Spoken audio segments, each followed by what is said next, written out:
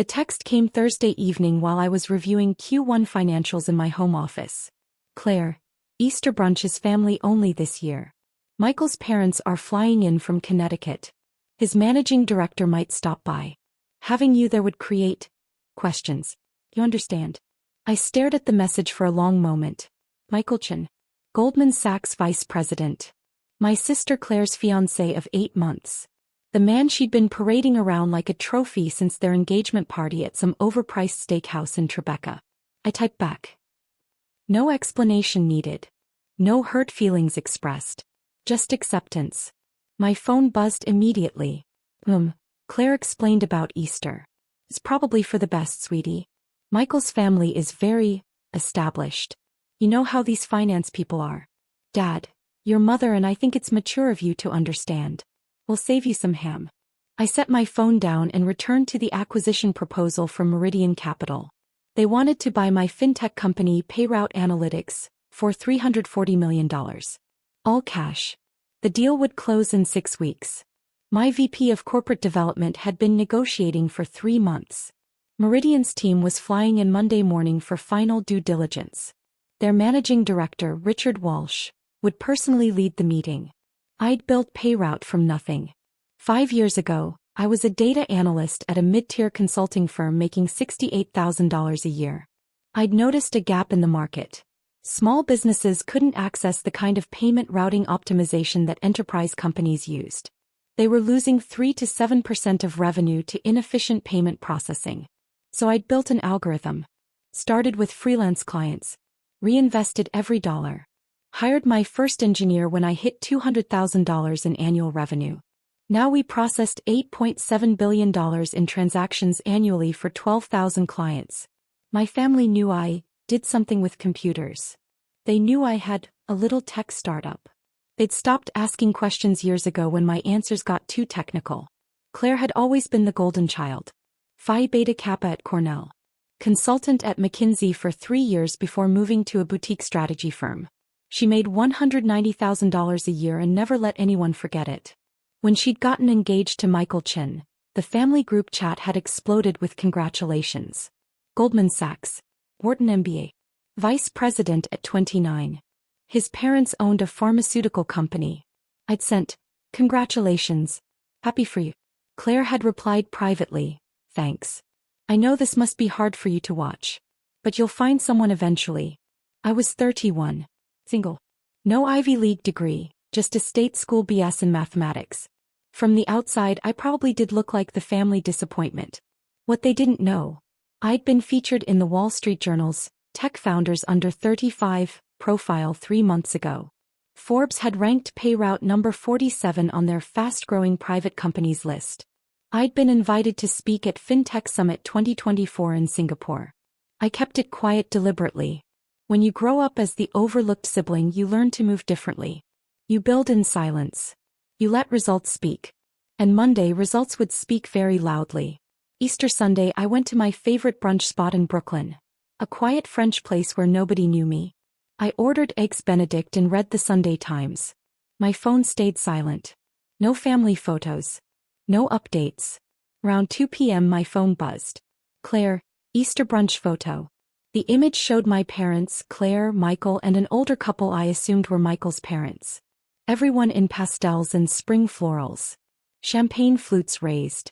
The table set with my mother's good china. They were at my parents' house in Westchester. The same dining room where I'd eaten thousands of meals. The same table where I'd done homework while Claire got help from expensive tutors. I zoomed in on Michael Chen. Handsome. Confident smile. Custom suit even for casual brunch. The kind of guy who'd grown up assuming doors would open for him. Wish you were here, sweetie. Saved you a plate. I didn't respond. Instead, I opened my email and reviewed tomorrow's schedule one more time. 9 a.m. Meridian Capital arrival, Executive Conference Room 9:30 a.m., presentation of Q1 financials 10:30 a.m., technology demonstration 11:30 a.m., due diligence Q&A 1 p.m., working lunch 2:30 p.m., terms discussion with Richard Walsh. My assistant had confirmed everything Friday. Coffee preference for each attendee. Dietary restrictions.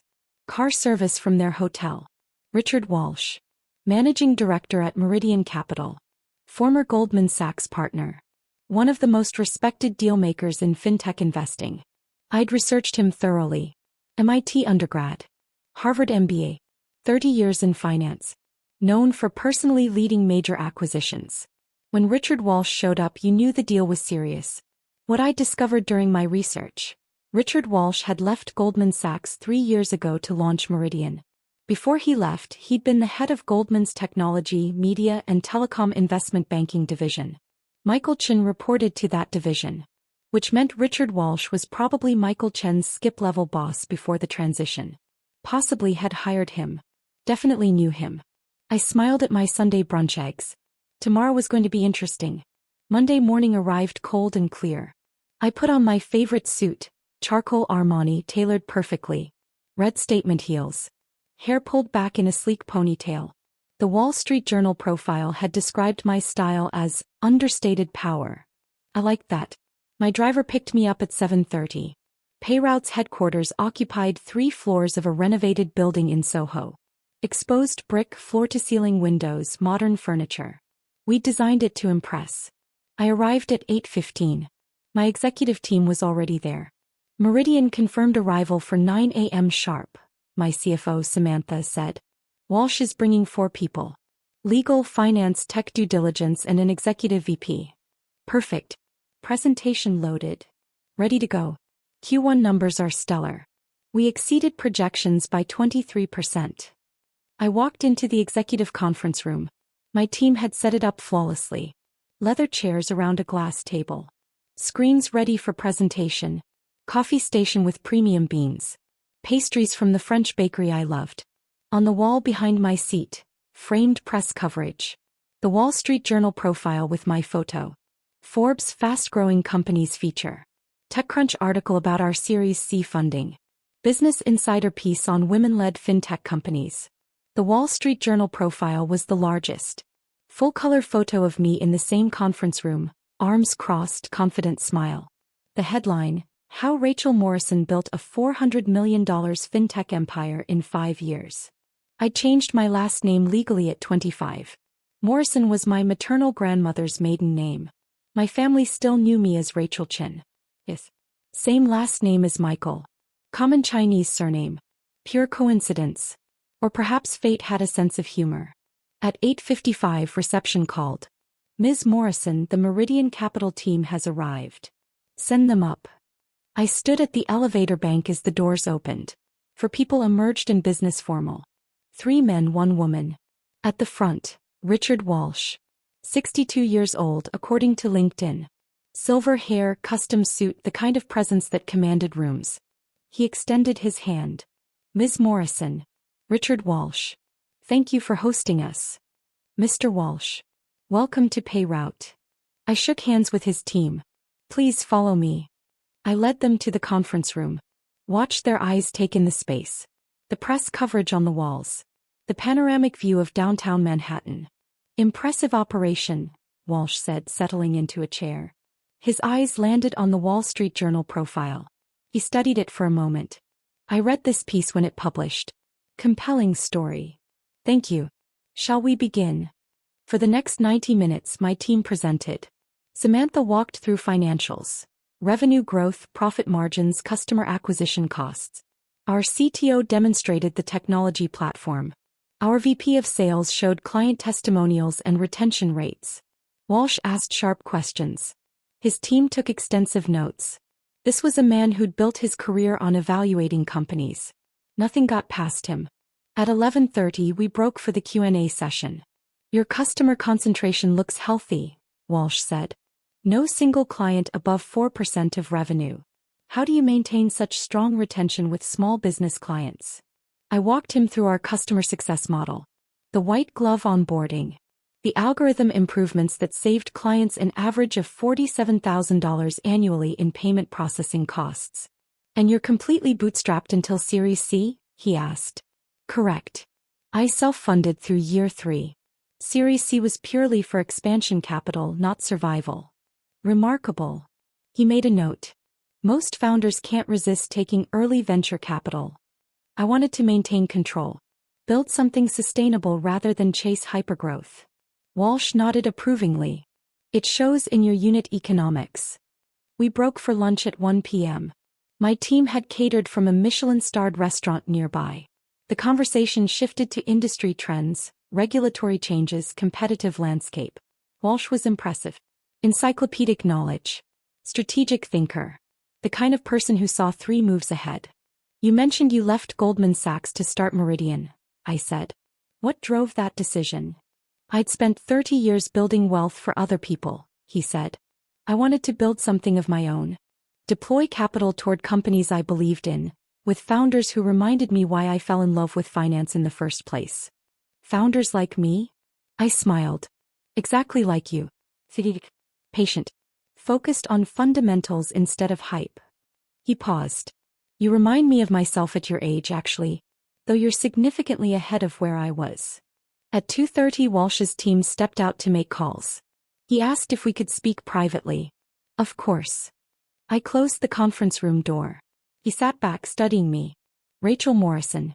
You've built something exceptional here. The numbers work. The technology is sound. Your team is excellent. Thank you. I want to put something on the table.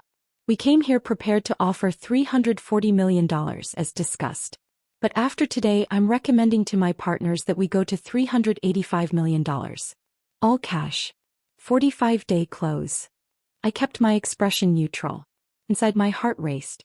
$385 million. That's generous. You've earned it. There's one thing I'm curious about, though. He gestured to the Wall Street Journal profile. The article mentions you changed your name legally at 25. Any particular reason? This was the moment. I could deflect. Change the subject. Keep my family separate from my professional life. But something in his question felt like he already knew. Family reasons, I said simply. I wanted to build something independent of family expectations. Understandable. He pulled out his phone. Speaking of family, this might be an odd question, but do you have a sister named Claire? My pulse quickened. I do. Interesting. She's engaged to one of my former analysts at Goldman, Chen. We had brunch yesterday, Easter gathering. His parents and Claire's family. The room seemed to tilt slightly. Small world, I said carefully. Very small. Walsh's expression was unreadable. Michael mentioned his fiancé had a sister who worked in tech, but wasn't able to join us. Said something about you being busy with your startup. The air hung heavy between us. Claire and I have different perspectives on what I do, I said. Evidently. Walsh leaned forward. Here's what confuses me. Michael spent 20 minutes at brunch explaining how his future in-laws are successful but traditional. How his fiancée Claire is the accomplished one in the family. How the sister, you, is still finding her path. My hands clenched under the table. Michael seems to think you work at a small company. Maybe make $60,000-70,000 a year. He actually said, and I quote, "It's sweet that she's trying, but some people aren't cut out for high-level business." The words hit like physical blows. Walsh continued, and then I show up here this morning to negotiate a $385 million acquisition with Rachel Morrison, who I now realize is Rachel Chen, and I'm sitting across from the woman Michael described as a well-meaning failure. He doesn't know, I said quietly. Clearly not. Walsh's eyes gleamed. The question is, why? I met his gaze. Because I learned a long time ago that my family sees what they want to see. Claire needed to be the successful one. That was her identity. I didn't need to take that from her. So you built a $400 million company in silence. Success doesn't require an audience. Walsh laughed, a genuine, delighted sound. Rachel, you are exactly the kind of founder I love working with. He stood, extending his hand. Let's finalize this deal. And then, if you're amenable, I'd very much like to see the look on Michael Chen's face when he realizes who his fiancée's sister actually is. I shook his hand. I think that can be arranged. The deal closed 43 days later. $385 million. All cash. Meridian Capital would take a 60% stake. I'd retain 40% and stay on as CEO for a minimum of 3 years. The press release went out on a Tuesday morning. Meridian Capital acquires majority stake in Payroot Analytics for $385 million. Leading fintech company Payroot Analytics announces strategic acquisition by Meridian Capital. Founder and CEO Rachel Morrison will retain significant equity and continue leading the company's growth. The Wall Street Journal ran it as front-page business section news. TechCrunch led with it. Bloomberg covered it on their morning show. My phone started ringing at 6 a.m. I ignored the calls. I was in my office watching the news coverage on my monitor when my assistant buzzed. Ms. Morrison? There's it.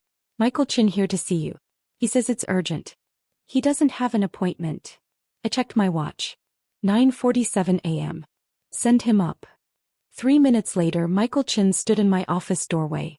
He looked exactly like his photos, handsome, well-dressed, but now his face was pale, his eyes wide. You're Rachel Morrison, he said. I am. Claire's sister is Rachel Chen. Also me. I changed my name legally 6 years ago. He stepped into my office, staring around like he'd entered an alternate dimension. The floor-to-ceiling windows overlooking Soho. The modern art on the walls. The Bloomberg terminal on my desk. You're the Payroot CEO. Yes. Richard Walsh called me this morning.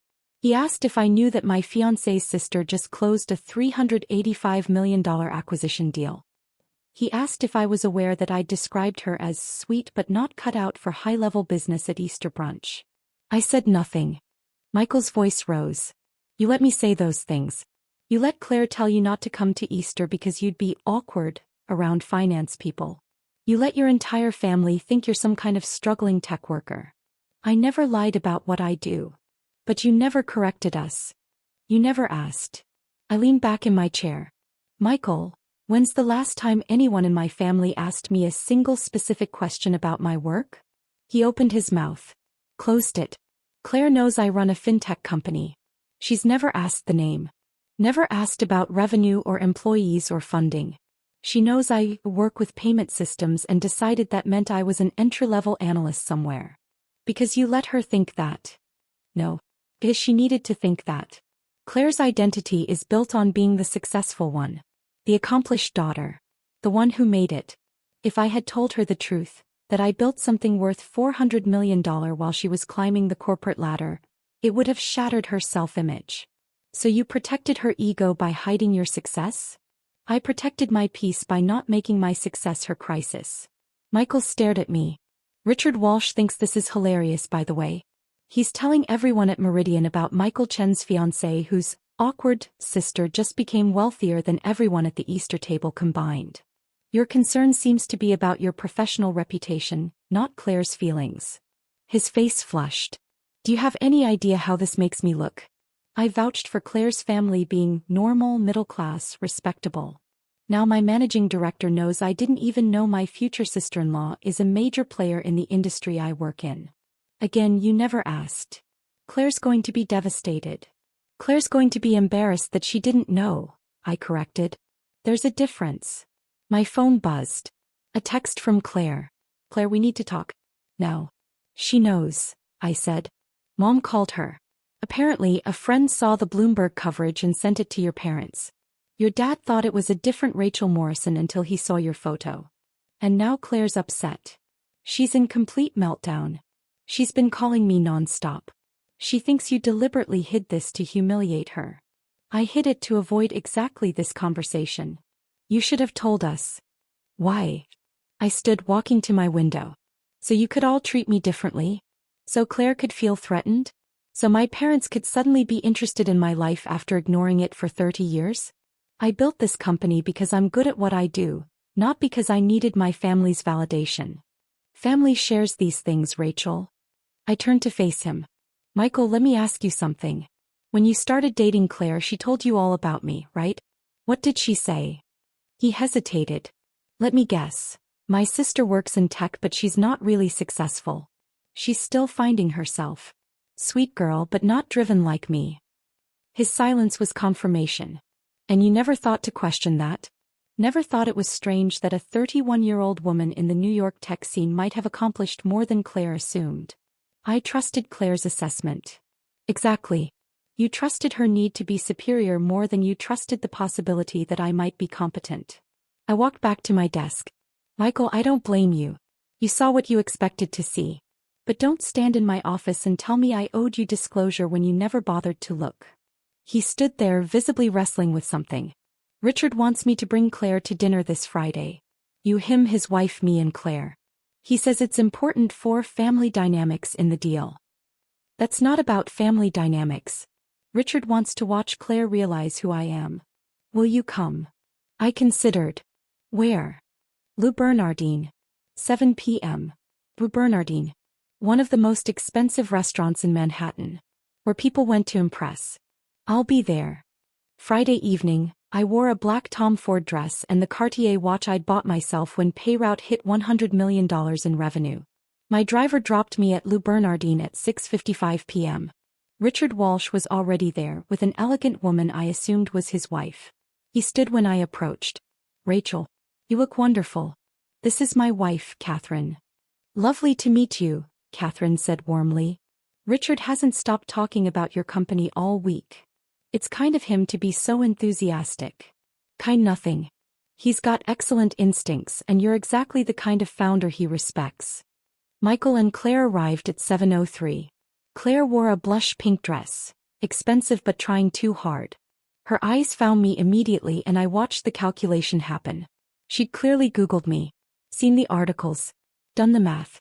Now she had to figure out how to play this. Rachel. She air-kissed both my cheeks. You look successful. Thank you. You look lovely too. We sat. Richard orchestrated the seating. Him at the head, Catherine to his right, then me. Michael to his left, then Claire. Directly across from me. The sommelier brought wine. Richard made small talk about the restaurant, the menu, the weather. All the while Claire's eyes kept darting to me. Finally, after we'd ordered, Richard leaned back. So Claire. Michael tells me you work in strategic consulting. Yes. I'm at Brighton Advisory. We work with Fortune 500 companies on operational efficiency. Impressive. What's your client portfolio like? Claire launched into her pitch. The companies she'd worked with. The problems she'd solved. The promotions she'd earned. Richard listened politely. Catherine asked intelligent questions. When Claire finished, Richard turned to me. Rachel, tell Claire about the Q1 numbers. I think she'd find them interesting. Oh, I don't think, I started. Please. Humor me. I set down my wine. Q1 revenue was $127 million. We exceeded projections by 23%. Processed $2.4 billion in transactions. Added 847 new clients. EBITDA margin held at 34%. Claire's face froze. And the expansion plans? Richard prompted. We're opening European operations in Q3. Already have regulatory approval in the UK and Germany. Projected European revenue of $80 million by end of year 2. Outstanding. Richard turned to Claire. Your sister built quite an operation. Michael mentioned you two are close. Claire's smile was brittle. We're family. Rachel mentioned she couldn't make Easter brunch. That must have been disappointing. It was a small gathering, Claire said carefully. Of course. Michael mentioned his managing director might stop by. That was me actually. Richard's smile was pleasant. I remember you mentioning your sister worked in tech. Something about a startup? Michael looked like he wanted to disappear into his chair. Claire's eyes met mine. In them I saw the full scope of her realization. Not just that I was successful, but that I'd been successful the entire time she'd been pitching her career to me. Every condescending comment. Every dismissive assumption. I didn't realize Rachel's company was so substantial, Claire said. $400 million in valuation, Richard said cheerfully. Post-money, of course. With the acquisition, she's now one of the most successful fintech founders under 35 in the country. That's wonderful, Claire managed. And she did it while you were telling people she was finding her path, Richard added, his tone still pleasant but his eyes sharp. That must be quite a revelation. The table fell silent. Catherine cleared her throat delicately. Richard, darling, I think we've made our point. Have we? Richard took a sip of wine. Because I'm curious, Claire. When was the last time you asked your sister about her work? Really asked. Not assumed but inquired. Claire's face flushed. We don't really talk about work. No? That's interesting. Because Michael mentioned you spent quite a bit of time at Easter explaining your career to my wife and me. But when it came to Rachel, the description was, what was it, Michael? Michael looked miserable. I said she was still figuring things out. Right. Still figuring things out. Richard looked at me. Rachel, when you founded Payroute, what year was that? 2019. 5 years ago. And Claire, how long have you been at Brighton? 4 years. So Rachel was already building a company when you started your current position. And in those 5 years, you never once asked her how it was going? Never checked revenue? Never asked about funding or growth? She never mentioned it was successful. Claire's voice rose slightly. Did you ask if it was? Silence. I set down my fork. Richard, this isn't necessary. Isn't it? He looked at me seriously. Rachel, you're about to become a significant figure in this industry. The deal we closed will make headlines for months.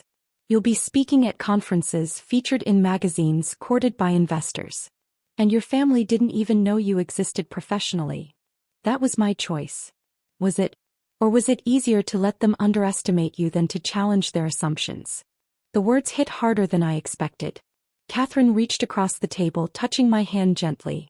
What Richard's trying to say in his characteristically blunt way is that you deserve to be seen. Not just by us but by the people who are supposed to know you best. I looked at Claire. Really looked at her. She wasn't angry. She was shattered. Her entire self-concept, the successful daughter, the accomplished one, the family star, had been built on the foundation of being superior to me. And that foundation had just been revealed as fiction. I'm sorry, I said quietly. Claire's eyes widened. You're sorry.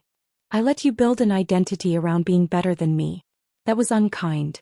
I could have corrected you years ago. I didn't because it was easier to let you have that than to deal with the fallout. But you are better than me, Claire whispered. You built something worth $400 million. I make recommendations to companies. You're excellent at what you do. Your work matters. It just doesn't have to matter more than mine for you to be valuable. Her eyes filled with tears. I told you not to come to Easter because you'd be awkward. I know. I told everyone you were struggling. I know. And you just let me. Yes. Why? I took a breath. Because fighting with you about who's more successful seemed exhausting. And because I didn't need you to know. My success wasn't about proving anything to you. It was about building something I believed in. Claire wiped her eyes. I've been such an asshole. You've been protecting your ego. I understand that. Do you?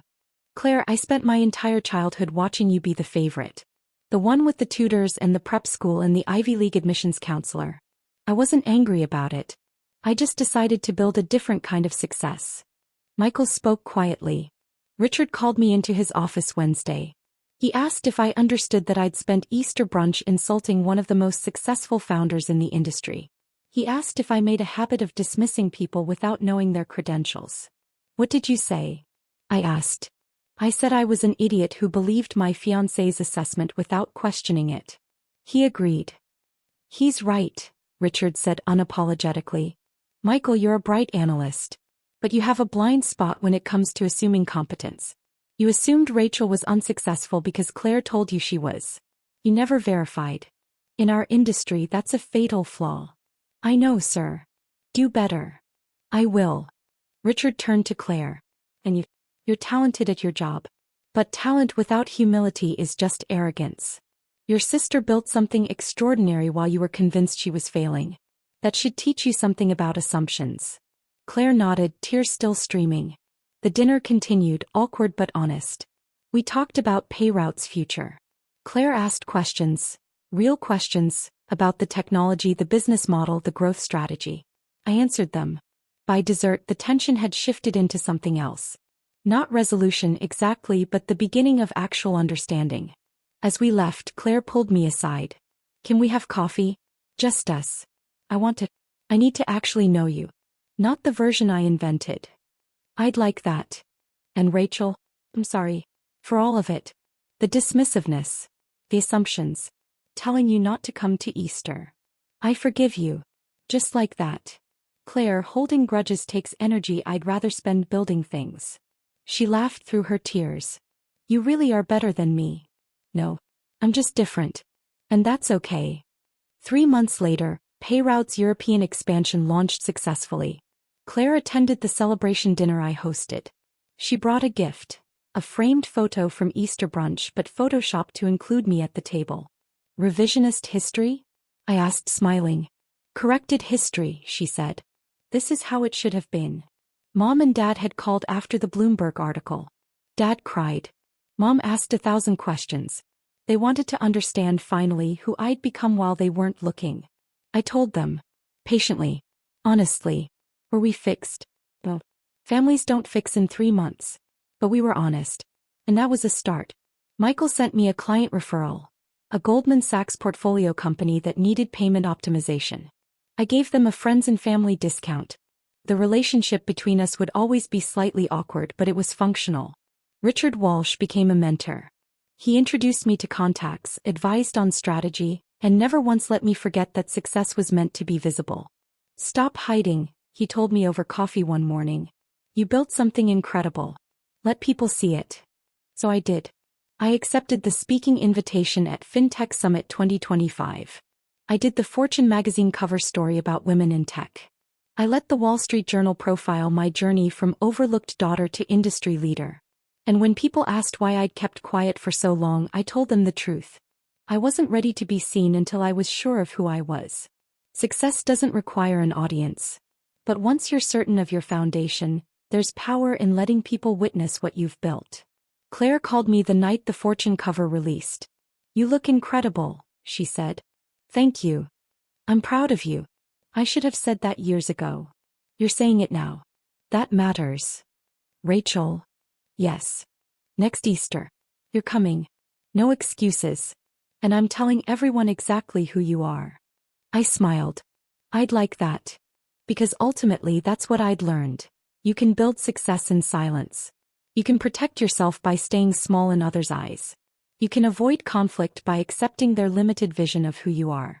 But there's a profound freedom in being fully seen. Not despite your success but because of it. My family thought Easter brunch was too sophisticated for me. They thought Goldman Sachs people were above my understanding. They thought I needed to be protected from my own inadequacy. They were wrong. And now they knew it. Not because I'd fought to prove them wrong, but because I'd built something so undeniable that the truth revealed itself. Richard Walsh had been right. Success doesn't require an audience. But it's so much sweeter when the people who underestimated you finally see who you've become. And the look on Michael Chen's face when he walked into my office that Tuesday morning? That was worth every quiet year of building in the shadows.